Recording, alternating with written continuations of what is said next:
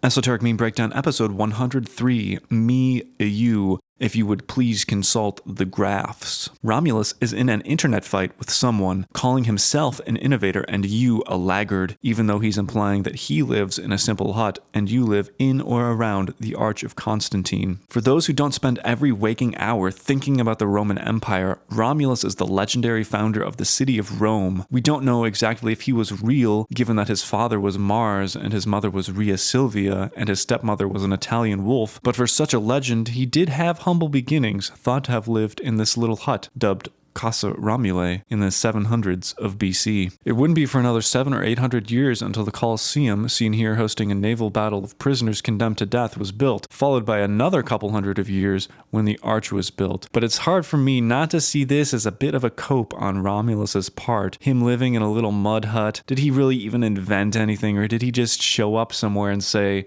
Rome? Well, the answer may not shock you. Many historians think much of the founding of Rome backstory was filled in later, but there is evidence people have been celebrating this dude since the 6th century BC. So maybe there was a person who founded the city that lived there, or maybe it's just some cult stuff. We may never know. This bell curve is known as Rogers' bell curve and describes the rate of adoption for a technology over time, not the growth or development of a technology, such as engineering or architecture. Innovation here refers to the implementation of a technology for practical purposes. This model is sociological and not simply about the cost of technological implementation from a pragmatic standpoint, as there are many people who think new ideas are bad and refuse to partake in them no matter what. Generally, innovators are more educated and risk-oriented, and on the other side are laggards who are very conservative, older, and have less of an education. Anyway, Romulus is just buttered he never got to experience TV bowling animations. Send me your underappreciated memes, and as always, keep an open mind, indulge your curiosity, and let me know if you've ever had to call the bowling alley attendant over to your lane because you messed something up.